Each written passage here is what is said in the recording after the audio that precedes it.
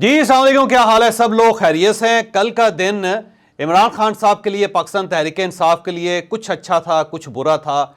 एक अच्छी खबर मिली लेकिन वो आधी थी, और एक पूरी बुरी खबर मिली जो जाहिर है अब कितने दिनों तक चलेगी ये भी एक सवाल है। और ये आधी अच्छी खबर क्या थी, पूरी बुरी खबर क्या थी, ये हम आपको आज के वीलॉग में बताएंगे। और पाकिस्तान तहरीक इंसाफ को बल्ला वापस मिल गया, लेकिन कहा यह जा रहा है कि यह बल्ला ज्यादा देर तक इनके पास नहीं रहेगा और बल्ले की वापसी इमरान खान साहब के लिए बहुत खतरनाक हो गई। अब यह खतरनाक कैसे हो गया ये भी हम आपको आज के वीलॉग में बताएंगे। और शाह महमूद कुरैशी साहब सुप्रीम कोर्ट से जमानत के बावजूद दोबारा नजरबंद हो गए, क्यों किया गया शाह साहब के साथ ये ज्यादती, ये भी हम आपको आज के वीलॉग में बताएंगे। और पाकिस्तान मुस्लिम लीग नून ने अब अदलिया के खिलाफ आवाज उठानी शुरू कर दी है। क्या जल्दी है सर, क्या हुआ है? एक फैसला हुआ और अब आपको अदालतें बुरी लगनी शुरू होगी। क्यों बुरी लगनी शुरू होगी? और असद उमर साहब के भाई मोहम्मद जुबैर साहब जो पाकिस्तान मुस्लिम लीग नून में होते थे, शायद आज भी हैं, उन्होंने अपनी पार्टी के खिलाफ हल्की हल्की सुरों में आवाजें उठाना शुरू कर दी हैं। मोहम्मद जुबैर साहब ऐसा क्यों कर रहे हैं ये भी हम आपको आज के व्लॉग में बताएंगे। हम सबसे पहले मोहम्मद जुबैर साहब की तरफ आते हैं। मोहम्मद जुबैर साहब असद उमर साहब के भाई हैं, पाकिस्तान मुस्लिम लीग नून के अंदर थे और बड़े तवील अरसा ये पाकिस्तान मुस्लिम लीग नून के अंदर रहे। मेरा ख्याल है 2012 या 11 में आए थे ये। 2013 की जब गवर्नमेंट बनी तो फिर उस गवर्नमेंट का हिस्सा रहे। पहले ये इन्वेस्टमेंट बोर्ड के चेयरमैन रहे, फिर ये गवर्नर बने सिंध के पाकिस्तान मुस्लिम लीग नून की तरफ से। फिर उसके बाद ये मियां नवाज शरीफ साहब और मरियम नवाज साहबा के तर्जुमान बन गए और तर्जुमान की हैसियत से टेलीविज़न चैनल्स पे आते रहे और गुफ्तगू भी करते रहे।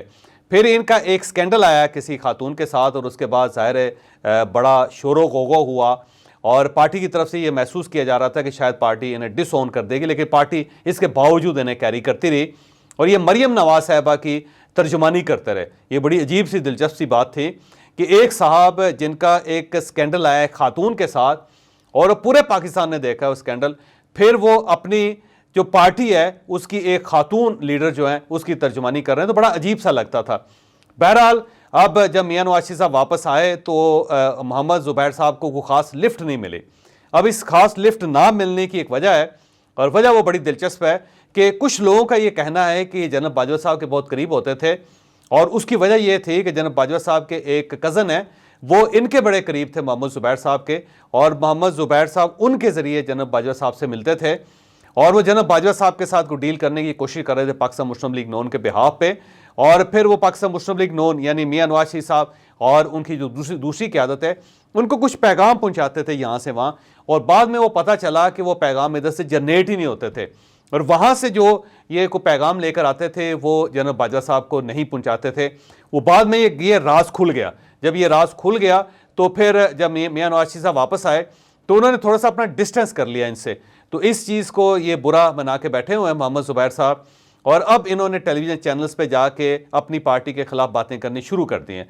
कल इन्होंने महर बुखारी साहब के शो में इसहाक डार साहब के बारे में कहा था कि उन्होंने एक स्टील मिल जो है वो सिंध गवर्नमेंट के हवाले कर दी, फिर उन्हें इदारों की निजकारी रोक दी, तो उन्होंने बोलना शुरू कर दिया है। और मुझे ये लगता है कि आने वाले दिनों में मोहम्मद जुबैर साहब अपनी पार्टी के खिलाफ एक हाथी साबित होंगे। वो जो पोरस के हाथी थे ना जो आगे जाने के बजाय पीछे चल पड़े, तो मुझे लगता है मोहम्मद जुबैर साहब अब पोरस के हाथी बनने वाले हैं और वो बहुत सारे राज अब खोलेंगे।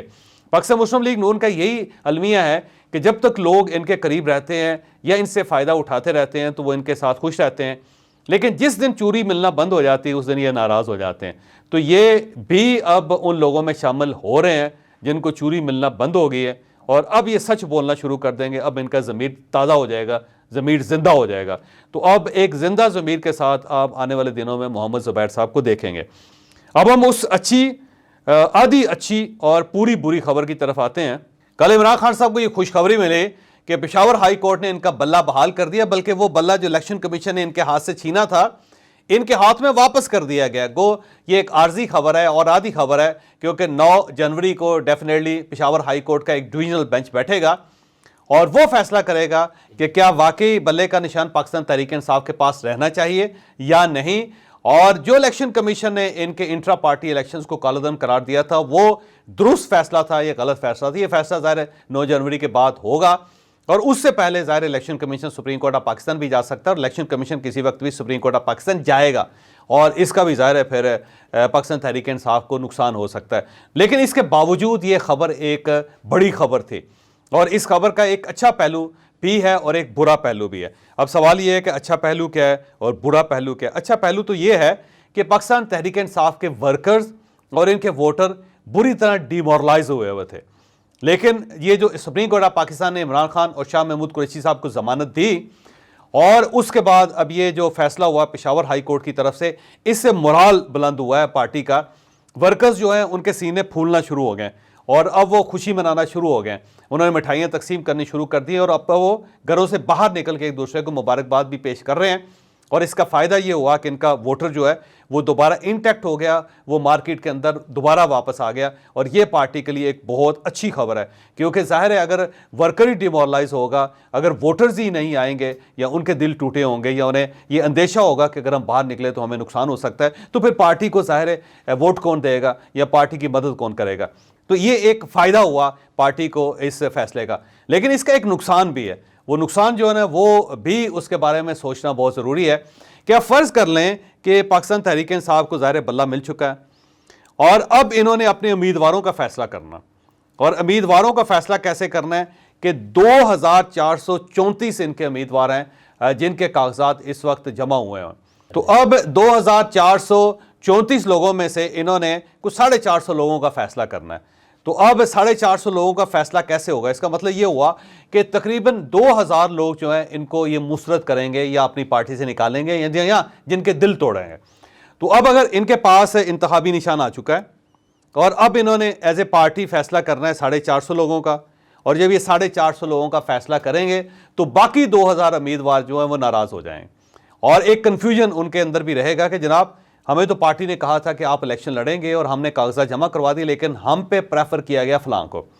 तो पार्टी के अंदर एक दरार भी आएगी और लड़ाई भी होगी। एक चीज़ तो ये इस निशान या बल्ले का निशान मिलने का सबसे पहला नुकसान जो होगा वो पाकिस्तान तहरीक इंसाफ को ये होगा।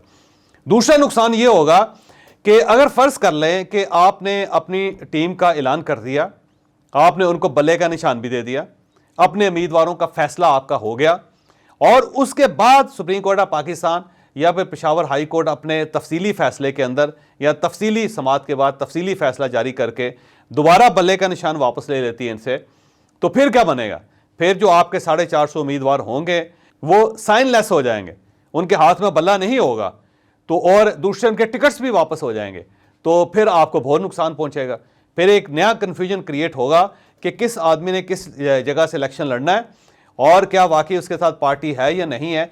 और अब अगर वो आज़ाद उम्मीदवार है और कल को अगर वो पाकिस्तान तहरीक इंसाफ को अपना वोट नहीं देता या असम्बली में पहुंच के उसकी सपोर्ट नहीं करता, तो फिर हम क्या करेंगे?